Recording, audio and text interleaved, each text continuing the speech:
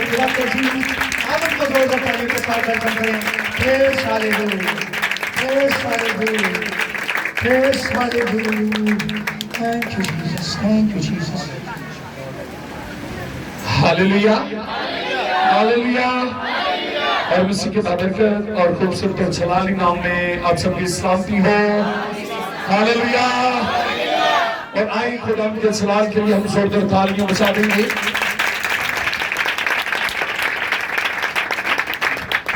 और हम सब ने प्रशिश के वसीला से बरकत पाई और खुदा की शुक्रगुजारी करते हैं जिससे मुझे और आपको ये खूबसूरत टाइम दिया कि हम अपने खुदा की हज़ूरी में आए और ताकि हम उसकी अजीम और उत्तम बातों को सुने। हालेलुया। और आज कितने आए हैं कलाम को सुनने के लिए? Praise hallelujah. और क्योंकि उसका कलाम हमारे कदमों के लिए चिराग और राह के लिए क्या है? रोशनी है। और मैं ईमान रखता हूं कि जितने कलाम मुकद्दस की रोशनी में चलते हैं वो कभी ठोकर नहीं खाते, वो कभी गिरते नहीं है। सो आए इसी के बारे में मेरे और आपके यीशु मसीह ने तालीम दी है ताकि हम किताब मुकद्दस को समझें, किताब मुकद्दस को समझें। आए मेरे साथ किताब मुकद्दस को खोलें। मुकद्दस मत्ती की अंजील और उसका 22वां भाग और उसकी हम 29 आयत एक आयत का सच्ची हम तलावत सुनेंगे कलाम खुदा में से मुकद्दस मत्ती की अंजील और उसका 22वां भाग उसकी 29 आयत। और खुदा के कादिम पास्टर नदीम साहब कलाम मुकद्दस की तिलावत में रहनुमाई करें।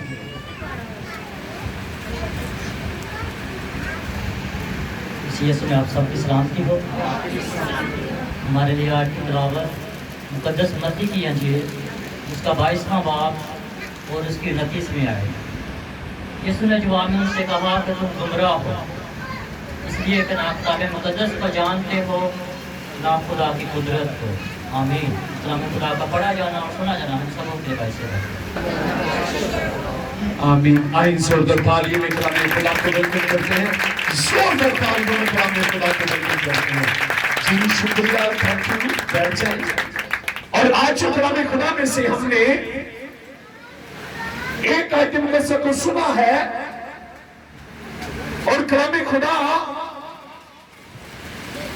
जो आज हमसे बातें करता है, जो आज हमसे अपना कलाम शेयर करता है, जो उसका कलाम है जो आज हम यहां सुनने के लिए आए हैं। और बड़े ध्यान से सुनिएगा। और उसका कलाम हमारे सवालों का जवाब है। बहुत से लोग होते हैं जो अपनी थिंकिंग से, अपनी सोच से सोचते हैं, अपने ही हिकमत से सोचते हैं, अपने ही अंदाज से सोचते हैं, अपनी ही फीलिंग से सोचते हैं। तो आई तमाम सवालों का जवाब देने वाला खुदा का कलाम है, खुदा का कलाम है। और आप जो जमात बैठी है आपके अंदर भी बहुत से सवाल होंगे, आप भी मुख्तलिफ तरीका से सोचते होंगे। और यहां पर भी एक ऐसा गिरोह है, एक ऐसे लोग हैं जिन्होंने यीशु मसीह से सवाल किया। और कलाम खुदा कहता है कि जब हम इसकी 23वीं आयत से लेकर और इसकी 33वीं आयत तक पढ़ते हैं और खुदा का कलाम इस बारे में बयान करता है, उसी दिन सदूकी जो कहते हैं कि क़यामत नहीं होगी उसके पास आए और उससे ये सवाल किया, कहा ऐ उस्ताद मूसा ने कहा था कि अगर कोई बे औलाद मर जाए तो उसका भाई उसकी बीवी से ब्याह कर ले और अपने भाई के लिए नस्ल पैदा करे। और अब हमारे दरमियान 7 भाई थे और पहला मर गया और दूसरे ने उसके साथ शादी कर ली ताकि अपने भाई की क्या करे, औलाद पैदा करे। दूसरा, तीसरा, इसी तरह सातों मर गए और लास्ट में वो औरत भी मर गई। लास्ट में वो औरत भी मर गई। और कलाम खुदा कहता है कि जब यीशु मसीह ने उनकी ये बातें सुनी और कहा, वो आगे कहते कि बस वो क़यामत में उन सातों में से किसकी बीवी होगी, उन सातों में से किसकी बीवी होगी, क्योंकि सब ने उससे ब्याह किया था। यीशु ने जवाब में उनसे कहा कि तुम गुमराह हो। तुम क्या हो? तुम गुमराह हो, और इसलिए कि तुम किताबे मुकद्दस को नहीं समझते। इसलिए कि तुम किताबे मुकद्दस को नहीं समझते। जो बात मैंने कही कि बहुत से लोग हैं जो अपनी हिकमत से बात करते हैं, रस्मों रिवाज के तलक से बात करते हैं, दुनियादारी के तलक से बात करते हैं। लेकिन आज हम कलाम के वसीला से सीखेंगे कि कलाम क्या सिखाता है, कलाम इसके बारे में क्या बयान करता है। और यहाँ पर ये लोग आम नहीं है, ये लोग इल्म रखने वाले हैं, ये लोग इल्म रखने वाले हैं। इल्म दुनिया का है, दुनिया का नॉलेज है, लेकिन किताबे मुकद्दस का नॉलेज नहीं है। किताबे मुकद्दस का नॉलेज नहीं है, कलाम को नहीं जानते। और आज भी बहुत से लोग हैं इल्म तो रखते हैं, जिस्मानी इल्म के घमंड में रहते हैं, अपनी हिकमत में रहते हैं, अपनी सोच में रहते हैं कि मैं बहुत पढ़ा लिखा हूं, मैंने बहुत इल्म सीख लिया है। और लेकिन किताबे मुकद्दस को नहीं समझते, किताबे मुकद्दस को नहीं समझते। और इसी तरह यीशु मसीह से एक और बात हुई। और जब हम मुकद्दस लूका की इंजील को पढ़ते हैं और यहां शब्द के बारे में सवाल हो और लिखा है, और इसके जब हम 6 बात को पढ़ते हैं, लेकिन मैं इसकी 6 आयत से पढ़ूंगा। और लिखा, और यूं हुआ कि किसी और शब्द को वो इबादत खाना में दाखिल होकर तालीम देने लगा। और वहां एक आदमी था जिसका दाहिना हाथ सूख गया था, और फकीर और फरीसी उसकी ताक में रहे, उसकी ताक में रहे। क्या आया ये सबत के रोज उसे चंगा करता है, उसे शिफा देता है, क्योंकि वो उनके अंदर एक जिस्मानी इल्म था कि सबत के रोज कोई काम नहीं करना, कोई काम नहीं करना। और कलाम खुदा कहता है कि वो इसी ताक में रहे कि ताकि वो यीशु मसीह पर क्या करे, इल्जाम लगाए। यीशु मसीह पर क्या करे, इल्जाम लगाए। उसकी सारी नेकियों को, उसके सारे मोजज़ों को, उसकी सारी कुदरत को वो भूले बैठे हैं, उसकी सारी अच्छाई को वो भूले बैठे हैं। और सोच क्या रहे हैं कि हम क्या करें, इस पर इल्जाम लगाएं। और लिखा है, क्या सबत के दिन अच्छा करते हैं या नहीं, ताकि उस पर इल्जाम लगाने का मौका पाए। मगर उसको उनके ख्याल मालूम थे। बस उसने उस आदमी से जिसका हाथ सूखा था और कहा कि उठ और बीच में खड़ा हो। वो उठ खड़ा हुआ, वो उठ खड़ा हुआ। यीशु ने उनसे कहा, मैं तुमसे पूछता हूं, क्या आया सबत के दिन नेकी करना रवा है या बदी करना, जान बचाना या हलाक करना? यीशु मसीह जो ख्यालों को जानते हैं, जो हमारी सोचों को जानते हैं, जो हमारे बैठे हैं, हमारे दिल को जानते हैं कि यहाँ हमारे दिल में क्या क्या चल रहा है, क्या चल रहा है, हमारी सोच कहां पर है। और यह मैं आपको सिखाना चाहता हूं, बताना चाहता हूं, इबादत में यह ना कहना कि मुझे कोई नहीं देख रहा, मुझे कोई देख नहीं रहा, लेकिन एक बात याद रखना, खुदावंद आपको देख भी रहा है और उसको आपके ख्याल भी मालूम है। और अगर आप इन बातों को नहीं जानते तो आप क्या है, गुमराह है। आप क्या है, गुमराह है। अगर आप इस बात को अभी तक नहीं जानते कि मेरा खुदा मुझे हर जगह देखता है, वो मेरे ख्यालों को जानता है, वो मेरी सोचों को जानता है, और यहां पर इसीलिए यीशु मसीह ने उनके ख्याल मालूम किए। किसी ने ये नहीं कहा, बोलकर नहीं कहा कि अगर ये सब्बत के रोज इसे क्या करेगा, इससे अच्छा करेगा तो हम क्या करेंगे, इस पर इल्जाम लगा देंगे, इस पर क्या कर देंगे, इल्जाम लगा देंगे। क्यों? क्योंकि अभी वो किताबे मुकद्दस को उन्होंने समझा ही नहीं है। अभी तक वो क्या है, गुमराह है। इल्म रखते हैं, फकीह फरीसी शरअ के मौलवी है, आलिम है, इस बात का इल्म रखते हैं, लेकिन किताबे मुकद्दस से क्या है, गुमराह है। और हम भी क्रिश्चियन इल्म रखते हैं, हम मसीही इल्म रखते हैं कि गैर मौजूदों के पीछे जाने वालों का गम बढ़ जाएगा। धागा फिर भी बनिया होता है, तवीज फिर भी करवाए होते हैं, घर के खुरियां फिर भी टंगिया होंदियां ने। तो बाइबल मुकद्दस में क्या लिखा है, अपने घर की चौखटों पर भाई साहब क्या करना, पादरी नदीम साहब क्या करना, अपने घर की चौखटों पर मेरे आइन, मेरे अहकाम, मेरी शरीयत को लिखना, मेरी शरीयत को लिखना। तो अफसोस है अभी तक हम क्या है, गुमराह है। अभी तक शिफा पाने के लिए दूसरों का दरवाजा खटखटाते हैं, अभी तक भी बरकत लेने के लिए लोगों को जाकर हाथ दिखाते हैं, जिस सादा हाथ में को उस पर निगाह नहीं करते, जिससे अपने हाथों के ऊपर आपकी सूरत होती है।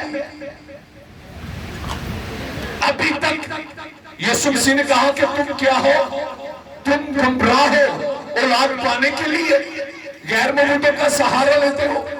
इस बात को क्यों नहीं जानते कि देखो औलाद खुदावंद की तरफ से क्या है, मिरास है। और खुदा का बंदा याकूब और अपनी मिसेस को, अपनी बेगम को, राहल को क्या कहते हैं, और कहते हैं वो आकर उससे कहती है, उसके हाथ पकड़ती है और कहती है मुझे औलाद दे, नहीं तो मैं क्या मर जाऊंगी। मैं नबी थे और लिखा है कि उनका गुस्सा बढ़ा, उनका गुस्सा बढ़ा। उन्होंने कहा कि औलाद देना मेरे बस की बात नहीं है। औलाद देने वाला कौन है, खुदा है, क्योंकि वो इस बात को जानते थे कि वही खुदा है। उसी खुदा ने इसकी बहन को औलाद दी है और वही खुदा है, उससे कहा उसने तुझे औलाद से महरूम रखा है। और इसलिए आज हमने किताबे मुकद्दस को समझना है। अगर इससे पहले नहीं समझे, अभी तक हम गुमराह हैं। अगर अपना मोर्चा पाने के लिए, शिफा पाने के लिए, बेटा लेने के लिए, बेटी लेने के लिए अगर औरों के दरवाजे खटखटाते हैं तो सुन लीजिएगा। और कलाम खुदा कहता है, यीशु ने उससे कहा कि मैं तुमसे ये पूछता हूं, आया सब्बत के दिन नेकी करना रवा है या बदी करना, जान बचाना या हलाक करना। और उन सब पर नजर करके उससे कहा अपना हाथ बढ़ा, अपना हाथ बढ़ा। उससे बढ़ाया और उसका हाथ दुरुस्त हो गया। हालेलुया। और उनके दरमियान में ये मोजज़ा किया ताकि इस बात को जान से कि इब्ने आदम सब्बत का मालिक है। और 6 की जब हम 5 आयत को पढ़ते हैं, फिर उसने उनसे कहा कि इब्ने आदम सब्बत का क्या है, मालिक है। जिस संपत की तुम बात करते हो, तुम भी इस बात को जांचो कि इब्ने आदम सब दिनों का मालिक है। सब दिनों का क्या है? मालिक है। और इसलिए वो सदुकियों से कहता है कि तुम क्या हो? तुम गुमराह हो। और आज मैं आपका ब्रेन वॉश करना चाहता हूं। आज अगर मेरा भाई या बहन कोई गुमराह है, किसी मुसीबत में है, किसी आजमाइश में है, किसी मुश्किल में है, तो वो यीशु के पास आए। उसका हल यीशु मसीह है। उसका हल यीशु मसीह है। और एक और शरा का मौलम आलम उठा और यीशु मसीह से बातें करने लगा। जब हम मुकद्दस यूहन्ना की इंजील को पढ़ते हैं और उसका 30वां बाब, उसकी पहली आयत से 10वीं आयत, और कलाम खुदा कहते हैं कि यहां पर फरीसियों में से एक शख्स निकोदेमुस था, जो क्या था? जो सरदार था। और रात को चुपके से मेरे और आपके जिंदगी के मालिक यीशु मसीह के पास आया और आकर क्या कहता है? आकर यह कहता है कि मैं जानता हूं कि तू खुदा की तरफ से साथ होकर आया है, क्योंकि जो मोक्ष तू दिखाता है कोई आदमी दिखा नहीं सकता जब तक खुदा उसके साथ ना हो। तो यीशु मसीह ने उसकी जब ये बातें सुनी ना, तो यीशु ने जवाब में उससे कहा, मैं तुझसे सच कहता हूं कि जब तक कोई नए सिरे से पैदा ना हो, वो खुदा की बादशाह को देख नहीं सकता।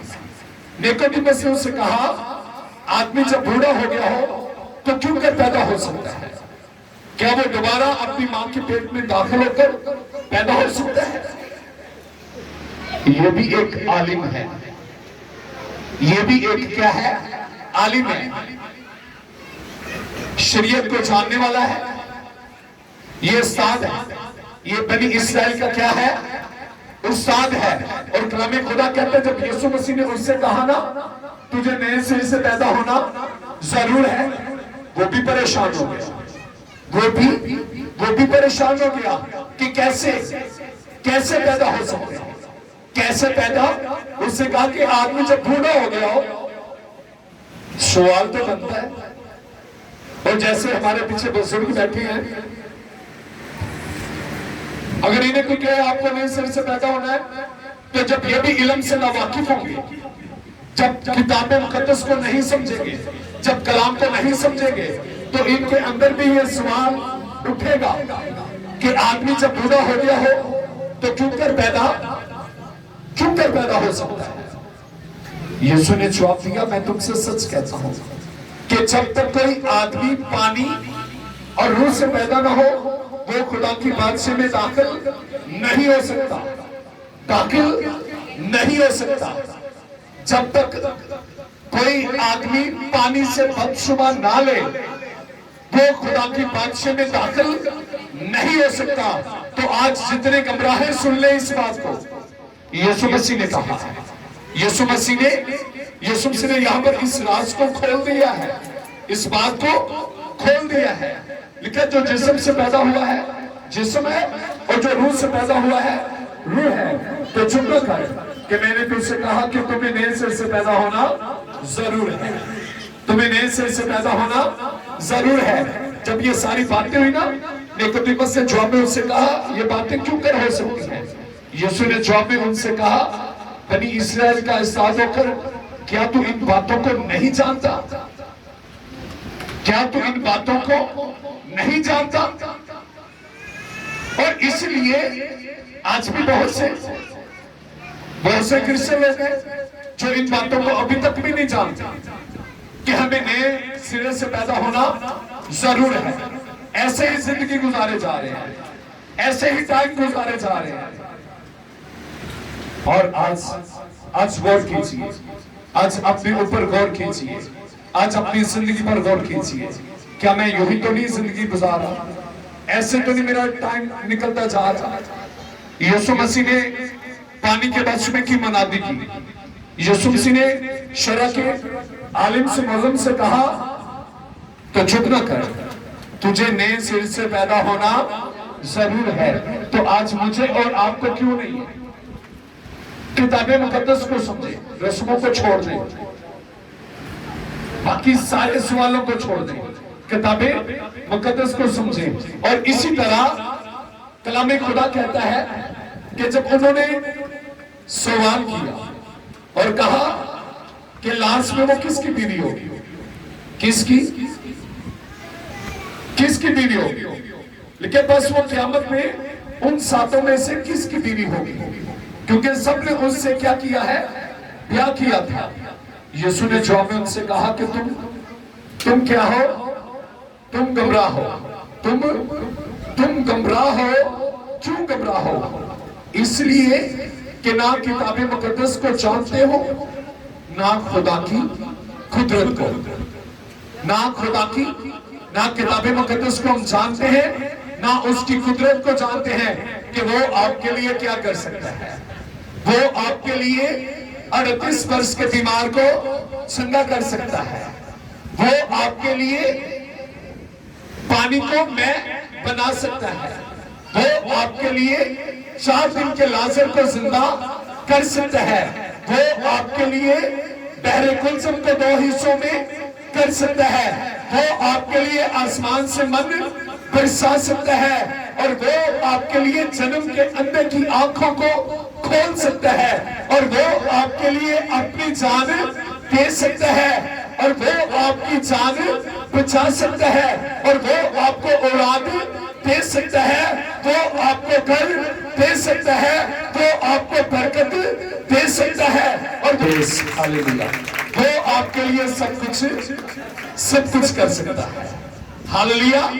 और उससे कहा, क्योंकि क़यामत में ब्याह शादी ना होगी, बल्कि लोग आसमान पर फरिश्तों की मानिंद होंगे। हालेलुया। लोग आसमान पर किनकी मानिंद होंगे? फरिश्तों की मानिंद होंगे। यहां भी यही चक्कर, तो वहां भी वही चक्कर, इसी बात में रहना है। और बाइबल मुकद्दस में लिखा कि वहां बरा के तख्त के आगे दिन रात उसकी इबादत होगी, उसे कदूस और हालेलुया का नारा लगेगा। आप जानते हैं हालेलुया का नारा ऐसा नारा है जो आसमानी भी लगाते हैं और ज़मीनी भी लगाते हैं। Hallelujah, hallelujah, hallelujah. और कुछ लोग तो ये नारा लाने से भी घबराते हैं, कहते हैं भाई बड़ा लाते ने। हाँ, भाई हालेलुया का नारा बड़ा। हालेलुया का मतलब क्या है? खुदावन की हालेलुया, हालेलुया। और इसलिए आज हमने गमराही से निकलना है। गमराही से तब निकलेंगे जब हम कलाम को जानेंगे, कलाम की ज्यादा स्टडी किया करें, कलाम को ज्यादा सुना करें और कलाम को समझा करें। और कहा करें, ऐ खुदाम यीशु मसीह, तू क्या कर, तू हमारी गमराही का क्या कर, इलाज कर। तू हमारी बेयकीनी का क्या कर, इलाज कर। और हर इलाज का हल मेरे और आपके यीशु मसीह के पास है। सो खुदा इस कलाम से आपको बरकत दे। God bless you all of you. आमीन।